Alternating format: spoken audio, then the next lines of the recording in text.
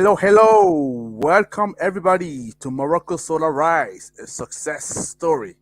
So I'm delighted to have you today simply because we're going to have fantastic time together. We're going to spend 45 minutes and I'm sure all of you will want to stay with us. Yeah, what we're going to be doing, we're going to be celebrating some Morocco remarkable achievement, in harnessing solar energy because it's a story that needs to be told. And then what I have for you, it's a distinguished panel of experts. So what they would do, they will share insights about the key driver behind the Morocco solar success. Because what we want to do is how can we get Morocco's story to inspire other countries in Africa? That's what we're going to look at today.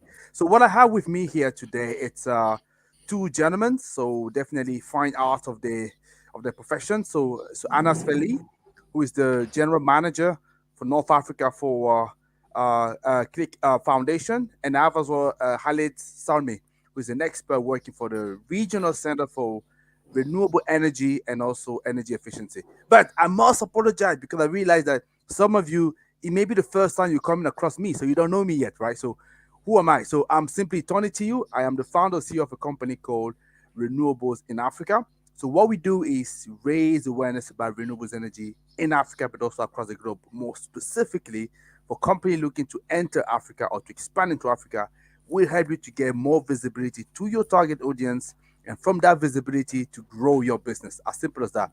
Definitely reach out to me. So I drop my detail if you want to find out more. But let me just go back to my colleagues here. So Anas, if I can start with you, if you don't mind. So I'd like you to have a very short introduction because I want to leave as much question as possible for questions. If you can just tell me, I've said already, but I think it's better to hear from from your own voice. So who are you? What is that you do, and what is your function, please, Anas? Absolutely. Thank you very much, Tony, for having me here today. So my name is Anas, and I'm the General Manager for North Africa at the KliK Foundation. Just to give you a very brief overview of who we are, the KliK Foundation is a private sector organization, and our main objective is to purchase what are called internationally transferred mitigation outcomes, which are the results of mitigation activities in various countries, and Morocco is one of these countries. We have a mandate that stems from the CO2 ordinance in Switzerland that actually entails the reduction of 50% of emissions from all economic sectors in Switzerland. And what we do is we make renewable energy and decarbonization activities viable through the purchase of these carbon credits, which are internationally transferred mitigation outcomes. That's just to put it in a nutshell for you. Excellent. Thank you very much. And I'm sure we're going to find out even more about obviously your role in your company as we're going through the questions. Now, let me just go back to Khaled. So, same thing for you. So, if you can introduce yourself, your job title, and what you do. Okay, thank you, Tony. Thank you for the organizer for having me today to speak on behalf of RCREEE on what we are doing here in the region and especially with the Moroccan Kingdom. So my name is Khalid Salmi. I'm working as expert in sustainable energy management with RCREEE. RCREEE is the Regional Center for Renewable Energy and Energy Efficiency. We are an intergovernmental organization working to promote renewable energy and energy efficiency practices across the MENA region, Middle East, and North Africa, Middle East, and some of the Gulf countries. Uh, our main working areas are the data mining and knowledge management. We work to assess and evaluate the progress achieved in the renewable energy and energy efficiency fields across the region. Secondly, the technical assistance to our member states, where we provide technical expertise to the countries in order to develop, conceive several strategies, policies, laws, legislations, and so on. The third axis is for capacity building. So either on demand from the countries or with our own initiative, we develop some capacity building programs to upscale the skills of our energy professionals in the region. Thank you. Okay, excellent. So, thank you very much. So, just to remind people, what we're going to do right now. So, I'm simply going to have go through some few questions that we've planned for the two gentlemen that we have here, so as a speaker. And after that, I will want to come back to you because I'm sure lots of you will have questions because Morocco is definitely a country of interest. A lot of people, including myself, want to understand. So, what is actually the recipe for the success down here? But first of all, let's go to the question. So, I'm just going to turn towards you, Anna. So, if that's okay. So, the first question I want to shoot to you, I want to find out. So, what is really the KliK Foundation? You said already, but maybe you can expand a little bit more. But more importantly, so I want to understand. So, how does the cooperation under the Article 6.2, of the Paris Agreement, how does that work in your case? Of course, thank you very much, Tony. I mean, there's been a significant milestone for Morocco, and that is the choice that Morocco has made of signing a bilateral agreement with the government of Switzerland back in Sharm el-Sheikh on the occasion of COP27. So this was in November 2022, sorry.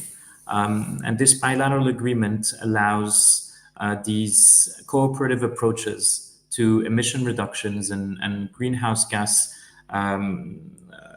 mitigation activities in different countries. So there is a bilateral agreement between Switzerland and Morocco that enables the development of mitigation activities, whether in renewable energy sectors, but also activities that reduce other types of greenhouse gases in Morocco through funding from Switzerland. As I said before, right, the model for the KliK Foundation is that, well, we compensate the emissions of the mineral oil industry in Switzerland, and that enables us to have a levy of about 8 cents of Swiss francs per liter of fuel that is distributed in Switzerland, and we use this funding to compensate emissions in countries with which the Swiss government has a bilateral agreement. Okay, that's actually pretty clear. So thank you for going down the route and giving us more information about it. So now I come to you, Khalid. So I want to find out. I know that Morocco, just by virtue of you obviously sitting there, it's members of the RCREEE, which is the Renewable Center for Renewables Energy, Regional Center for Renewables Energy, and also energy efficiency. So I want to understand how does the membership in this organization will contribute in the efforts that are put together to promote heavily the renewable energy and energy efficiency practices. So in the country, but also in the region. Well, thank you for the question. So basically, Morocco was one of the 10 countries, the 10 founders of the Regional Center for Renewable Energy and Energy Efficiency since 2008. And to be frank, yes, I think the Moroccan experience and expertise in the renewables started years before the creation of the center. So as a leading firm or organization for policy dialogue regarding the promotion of renewables, specifically in the region at that time, the membership of Morocco in RCREEE was very beneficial for the center. Why? Because when we started earlier in 2008, 2010, I think the Moroccan experience and Moroccan initiative to go toward greening the national energy system was very inspiring experience for all the countries. And since then and until now, for us, Morocco and the Moroccan experience is one of the very promising stories that we try to spread in the region, and also we try also to bring other member countries to benefit from the Moroccan experience. We have several times organized different knowledge exchange missions with the Moroccan institutions. We have also mentioned the Moroccan experience in several reports and announcements and declarations as one of the leading experiences across the region. In RCREEE also we have one of our AFEX, the Arab Future Energy Index, that we have started since 2013, 10 years ago, I think, and more. So since 2013, we try to provide the policymakers and also the investors across the globe that snapshot of the renewable energy and energy efficiency momentum in the region. And since its start, in our benchmarking studies, Morocco is always the country who is in the first place, who is leading the market and leading all the initiatives across the region. Why? Because of different parameters, in fact, that we can elaborate more in our discussion today. Okay, thank you very much. And I think, yeah, you can hear me. Yeah, excellent. Yeah. So thank you very much for that, Khalid. I appreciate that. And you rightly say so. So Morocco is clearly one of the leader, not only in the region, but the whole of the continent. There is a very large portfolio of solar project there, both from the photovoltaic, but also the concentrated solar. So I can think about, for example, the NOAA program. So yes, that's definitely something that we clearly need to take advantage of and learn from. So back to you, Anas. I know there are a number of initiatives that your foundation will be working on to accelerate the transition towards renewables energy. So especially in Morocco. So I wonder whether you can expand on some of them just to give us a better understanding of what are those specific initiatives. Absolutely. Thank you very much again, Tony, for this question. Quite specifically in Morocco, we're actually currently looking at two energy-related activities that are of the utmost interest for the KliK Foundation. These two projects are still seeking authorization from the Moroccan government, and we're working on this process with our partners and friends at the Ministry of Energy Transition and Sustainable Development. We're looking at two activities today. We're looking at a renewable energy activity that's called Solar Rooftops 500. Which is a mitigation activity that's going to support the Moroccan government in its efforts in reaching its renewable energy targets by 2030. All of this in accordance, of course, with the conditional stance of Morocco under its nationally determined contribution. And so this activity will aim to accelerate the adoption of solar energy technology in Morocco with a specific focus on rooftops for the commercial and industrial sectors. So we're aiming to have an installation of the equivalent of 500 megawatts by 2030.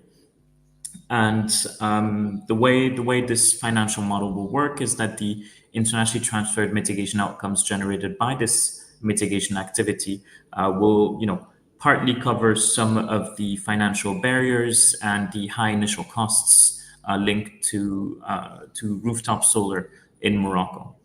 The second activity where we're focusing on is the African Energy Efficiency Fund in partnership with 𝐔𝐢𝐳𝐴 Bank. So the objective is to capitalize this fund with private investments of up to 350 million dirhams. That's about $35 million US.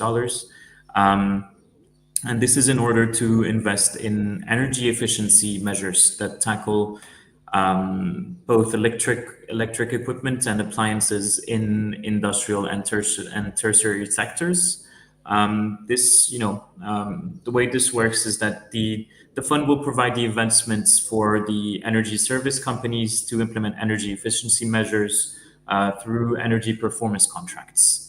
So we're using a proven model and adding 𝐸MO expertise on it and working through carbon as a financial building block in the design of all of these projects.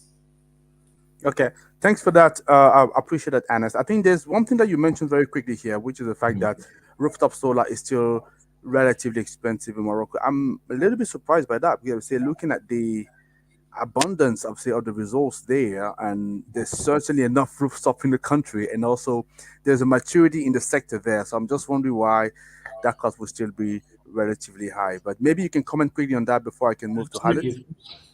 Of course, absolutely, Tony. There's of course plenty of roofs and plenty of sun in Morocco, and that's what makes this project an absolute opportunity both for the KliK Foundation, but also the activity owner that's developing this project. When you look at solar panel use in Morocco, for individual businesses, it mostly focuses on the agricultural sector. Okay. And there's clear market barriers that need to be surmounted in order for these equipments to be installed in the commercial and industrial sectors. And that's where we're aiming to overcome with SR 500. Okay, that's brilliant what you said there, because straight on, I would say people listening to this webinar, here is an opportunity we're talking about here. Yeah, we were obviously having that in agricultural sector. Now we're moving that to CNI space, and there's definitely a market to be for you to exploit there. Excellent, thank you very much for that, and I'm sure there'll be more of opportunities just like that when we come to the for the event in the 11th of June. So back to you, Khalid. So I know most of the time when we talking about institutions like yourself and talking about initiatives, people sometimes struggle to understand how tangible they are. So that's why I want you. Can you provide example of specific initiative or project where you have, when I say you, not you as a person, but the center has successfully facilitated, renewables energy investment platform in the region? Okay, so well, for RCREEE, I think so far we have developed a very consolidated and solid portfolio of initiatives and projects where RCREEE facilitated the attraction of investment in renewable energy across the region.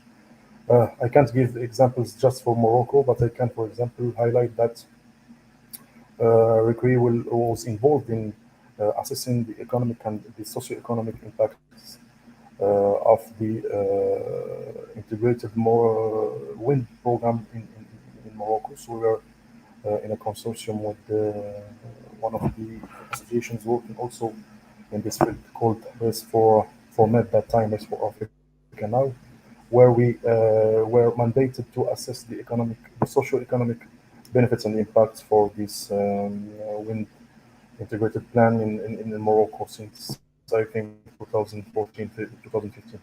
And the study provided in the library was the let's say the secret or the key that allows, for example, for one of the Italian companies to win in a consortium to be one of the developers of the Moroccan wind integrated program. If I can also highlight or give some examples across the region, I can also highlight one of the very successful stories that we are developing in Egypt, where RCREEE is headquartered, which is called the Active Turbine Management Program. Here I'm just talking about the wind side of the renewable energy. This program was one of the solutions that RCREEE provided to the Egyptian government because due to some environmental restrictions, let's say, in the region of the Gulf of Suez here in Egypt, different project developers were not able to develop the big or largest wind energy project, while the wind potential in this region was very significant and very prominent. So RCREEE, after assessing the potential there and after also examining all the conditions, came up with a very innovative solution, which is providing environmental solution on the ground, while also allowing for the developers to develop their projects. Why? So we have concluded a protocol agreement with different institutions here, for example, with the environmental agency here belonging to the Minister of Environment, sorry, here in Egypt, and also with the National Renewable Energy Authority here in Egypt.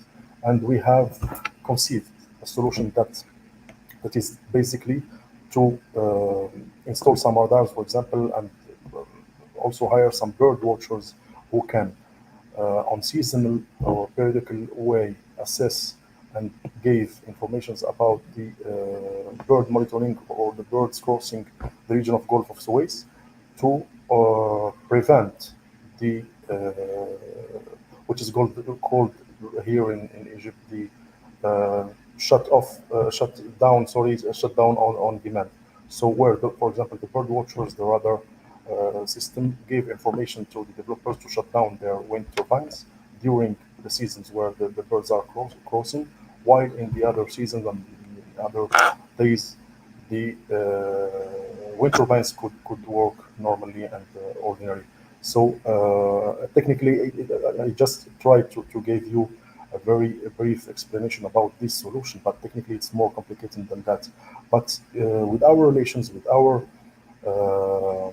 the relation that we maintain with our stakeholders, either in Egypt or across the region, or even internationally, we facilitated the investment of the in the wind energy segment here in Egypt. Also, we have facilitated the access to finance with the international financial institutions like the World Bank, the European Bank for Restructuring and Development.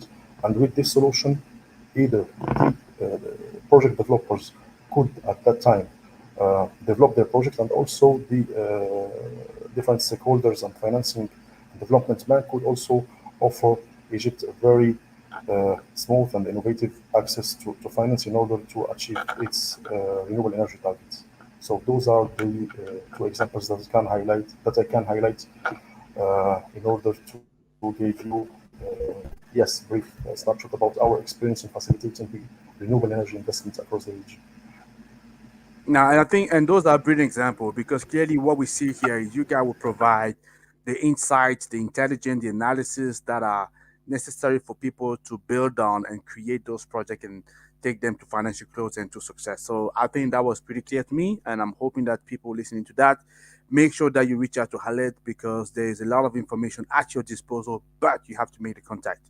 So Anas, we alluded a little bit about the cooperation, under Article 6.2 in the Paris Agreement. But one of the constant challenge that we always mention that is preventing, I wouldn't say preventing, sort of slowing down the adoption of cleaner energy sources. So it's got to be, technical challenges, but also financial, right? So according to you, so how can we address that? Looking at KliK Foundation, what is your take on that? So how do we address that to make sure that we can remove it and really tap into the potential? Of course, I think this is the point we've been trying to make all along, right? Is looking at these internationally transferred mitigation outcomes as an additional financial building block when project owners, activity owners are looking at developing their greenhouse mitigation activities. What this entails exactly is that this is a financial building block that can be used to de-risk the technical and financial obstacles that hinder the adoption of cleaner energy. So not only in more generally in decarbonization activities, but also by looking at other mitigation activities, other greenhouse gas mitigation activities, because we tend to focus a lot on CO2, but there are other greenhouse gases that present an opportunity to develop mitigation activities. It could be HFCs, hydrofluorocarbonates, it could be methane, it could be other greenhouse gases that are inventorized in Morocco's NDC. And these definitely offer a concrete opportunity for the development of mitigation activities. It can also be linked to the energy sector in Morocco, for instance, for methane use, or for other greenhouse gases that can be used for electricity generation. And of course, these could be complementary to what the country is already doing in terms of solar energy, wind energy, and other renewables. Excellent. Thank you very much for that. And I just remind myself that as I promised you guys, so we are also will be addressing some questions from you, from the audience, towards the end. But definitely make sure that you ask your questions, and my colleagues here will definitely assemble them. And towards the end, we're gonna leave about 5 to 10 minutes to take some of your questions. Yeah, so definitely keep on asking your question, please, and we will address that. We're not ignoring you. So we still have another about 20 minutes or so to go. But I promise you, we're going to look at some questions. So let me carry on. Thank you very much, Anas, for that. I appreciate that. So I want to come back to you, Khalid.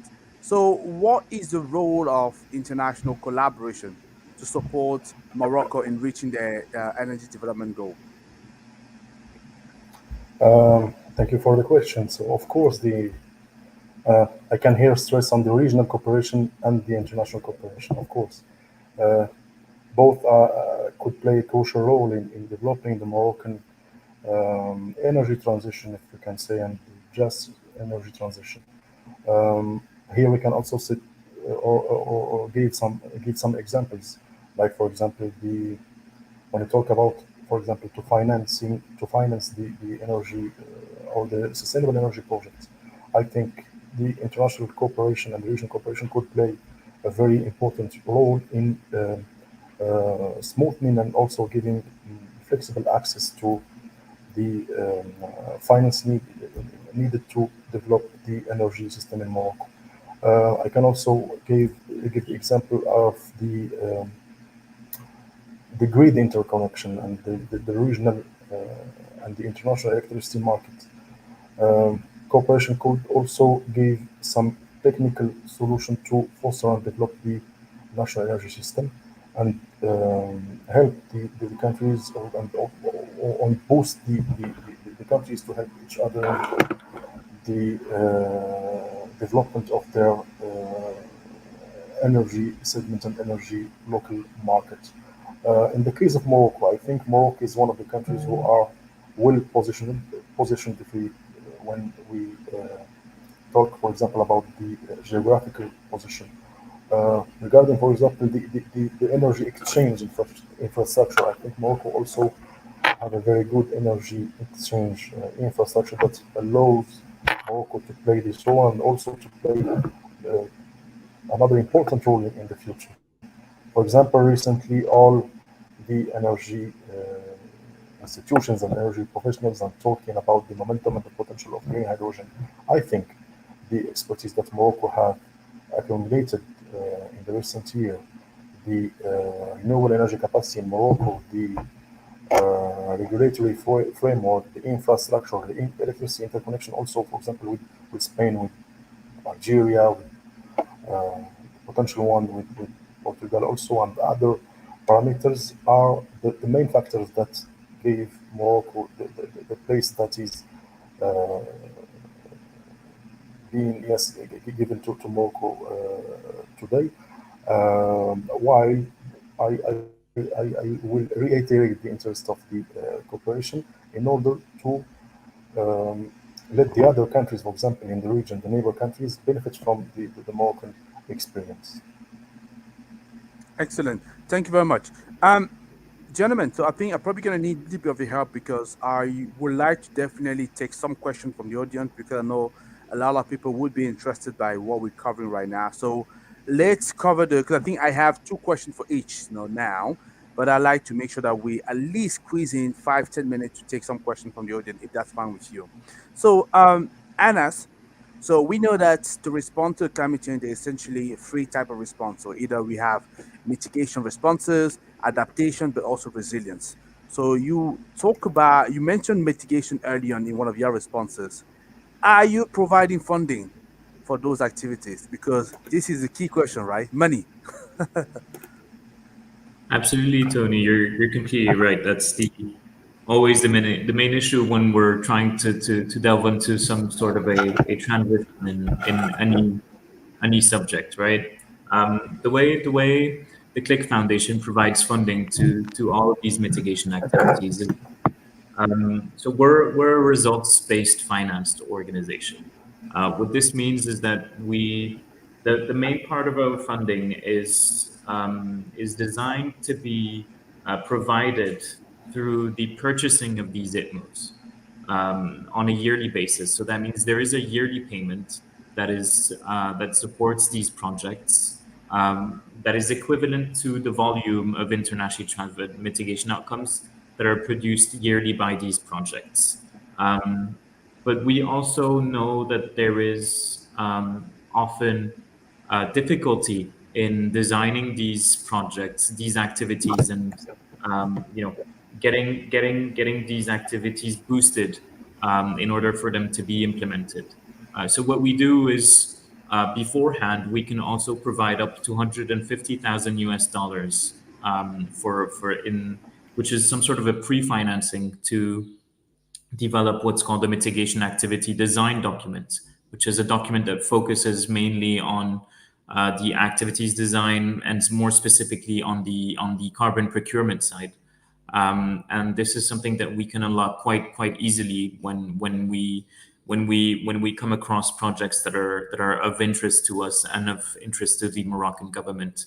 I'd highly encourage anyone that's interested in these funding opportunities to go and check out our website. That's KliK.ch, KLIK.ch. And there is a dedicated Morocco platform on our website with all the relevant information that would be needed by activity owners. Excellent. Thank you very much for that, for the swift responses.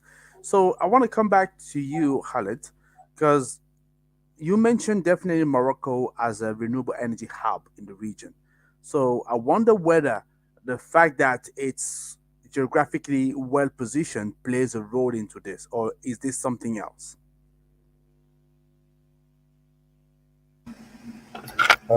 Thank you. Obviously, the geographical position is one of the key factors that also enable Morocco to play the role that is playing currently in the region regarding the energy industry.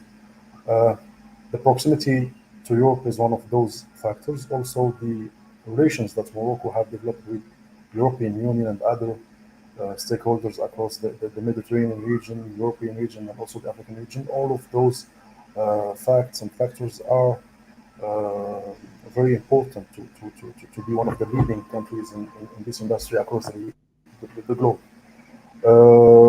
Besides this, I can also highlight we know that for us, for example, we are dealing with different countries in the our region with 22 countries. The political context is not the same in all countries. The macroeconomic conditions are also not the same in all the countries. I think in Morocco, the political stability, the macroeconomic parameters, and besides, for example, other economic factors at the national level, all enabled Morocco to play the role he is playing currently. The involvement, for example, of the private sector, the regulatory framework that, for example, allow the independent power producer to produce the energy, to sell the energy to the utility, and also to sell the energy to specific consumers and users. I think beside also the institutional capacity, the fiscal incentives, and a lot of benefits that Morocco is currently providing to attract more investment in the energy industry. Like I said in my previous intervention, also in the new green hydrogen industry, Morocco, according to several studies internationally and regionally, is one of the countries who could catch, I think, from 2 to 4% from the green hydrogen markets across the globe. And the facts I said before are also valid for the green hydrogen industry. So this is what I can say regarding the facts that we can also add to its geographical position that yes, enabled Morocco to play this leading role in the region and the globe. Well noted. Well noted. So, Anas, I want to keep you on the money because we started talking with money with you. So, I want to keep you on the money. So, are you planning to invest into Morocco for the next 12 months? If yes, how much? And is it going to be in the energy sector? I'm sorry, Tony. Could you repeat that question? It cut off. Okay. Can you hear me right now? Yep. Yeah. Okay. I just said that I wanted just to keep on the money for now with you. So I just wanted to find out about your investment plan in Morocco for the next 12 months. So are you planning to invest? So how much? And would it be in the energy sector? Absolutely. Our plans of funding opportunities in Morocco are ongoing until 2030. Our mitigation outcome purchase agreements run until December 31st, 2030 in Morocco. And we're planning on spending at least $100 million in Morocco by 2030. So there's of course largely enough opportunities for everyone to seize these real opportunities that 𝐸𝐻 generating activities and greenhouse mitigation activities offer in the Kingdom of Morocco. Okay, excellent. Thank you very much for that. That's very clear. So hopefully people will take advantage of that. And then just to wrap up for you, Khalid, in terms of the question, and then we can go to the audience, because I can see I've already received a couple of questions from the audience. So looking ahead for you, Khalid, what can you identify as an obstacle and opportunity for Morocco to achieve the renewable energy targets and reduce the reliance on fossil fuel? Uh, so for or so far, I think Morocco is in the right direction to achieve its renewable target. Even the Moroccan targets are very promising and let's say sometimes are aggressive, but I think the Moroccan kingdom is in the right direction to achieve those targets. As opportunities, I can see that Morocco is one of the promising countries and one of the promising cases all over the world regarding the development of a renewable hydrogen industry. As obstacles, I cannot say that, but I think that there are many other opportunities and potential, for example, to more develop the renewable energy sector. For example, specifically in the distributed solutions, I think if the regulatory framework and political laws and so on could provide and could facilitate the flexible access to the national grid in, for example, the medium voltage, low voltage for PV, for solar PV systems, for example, or also some incentives to spread and promote the usage of the solar water heaters. This could also give a push and also boost the implementation of and execution of those activities who will lead Morocco to achieve its target. So I can just highlight those examples for the opportunities for the green hydrogen and also for the distributed solutions. Besides, of course, giving some attention and incentives to develop the local market and the local demand for those solutions. And that is excellent because we're going to be using that as a transition, developing the local market. We're tapping into capacity building here. And thank you, gentlemen. I think now we've done the hard bit ourselves. Now we turn it down to the public because we want to get your question. I've already received one question, which is tapping into capacity building. And I think my colleague is going to be displaying that with, okay, here it is. So it's Alina. Thank you, Alina, for asking the questions. And I'm hoping that other people will follow suit. So could you please, that's for Khalid, yeah? Could you please tell us how many students your organization has formed in the MENA countries and how many are you planning to form in the next few years? That's a good question. Thank you, Alina. So, as I said, one of our main working areas and working axis is the capacity building. And since the beginning of RCREEE, since 2008, RCREEE has accumulated an expertise in this segment and across the renewable energy and energy efficiency value chain. We have developed many courses. So far as our record shows that we have formed and developed the capacities of more than 3,000 energy professionals in the MENA region, not mainly students, but in general. For example, we have developed different programs, for example, for certification, for the professional certification of energy professionals. We have developed different, or we have contributed in different, for example, summer schools and some activities dedicated to the students and researchers. Beside the response to the on-demand requests from our member countries to develop some specific programs for sure related to sustainable energy. If I can also highlight examples, we have one of the very famous programs here in the Arab region, which is called the PASEM, the Pan-Arab Certified Energy Management Professional, which is a tool to certify, identify the right energy managers who are able to conceive a philosophy, if we can say, of energy generation, energy consumption, and energy saving in different facilities, either commercial facilities, touristical facilities, industrial facilities. In this program, we provide preparatory course, which is about, I think, 40 hours, and followed by an examination to certify those energy professionals. And this program, I think, was implemented in different countries: in Egypt, Jordan, Libya, Tunisia, soon in Morocco, in Algeria, in Emirates, and other countries. So yes, I think to summarize it, I think we have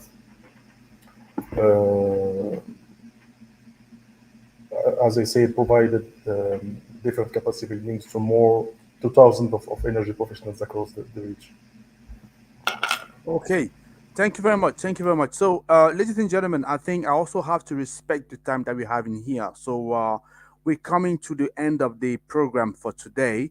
So, as you could see, so Morocco, it's not only a rich country in terms of the cultural history here, but also a country that has a lot of potential in terms of renewables energy. So, clean energy, whether you're talking about solar, wind, more hydrogen, definitely that's the right place for you to be looking at. So I want to thank you all for participating in this webinar because I'm sure, like me, you've had a lot to think about, right? So much food for thought, open up ways in which companies who are interested in investing into Morocco, can really tap into that and learn from it and pursue from there. But just don't stop there. The reason I'm saying don't stop there because the whole idea for us to bring this short webinar in front of you is for you to understand that there is a lot to grab in that country, Morocco, and in the region. And specifically as well, we would like to invite you to come to the exceptional event that is organized, especially a forum that's organized in the 11th of June, 11th to the 13th. It's going to be in Morocco, in Marrakesh, if I'm correct. So that will be for the Morocco Energy Week Summit and Exhibition.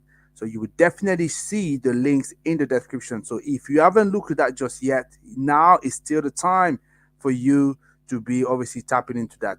I can see that I have my good friends, Waiswa, who actually put a question down there. So sorry, Waiswa, we won't have time to take it, but what I can definitely promise, so one of the speaker or both of them will respond to that when they go to the comments later on. Yeah, so apologies. So, but we sort of run out of time and we want to make sure that we respect everybody's attention. So, as of me, so it was a delight to come in front of you to present this webinar, and I will be seeing you in Morocco for those of you who are making the travel. So, if not, feel free to reach out to us. Feel free to reach out to me, so on my LinkedIn or my DM. So, and I will be glad to talk to you a lot more about how do we take renewables energy across Africa and the world. So thank you very much, and it was a pleasure to talk to you.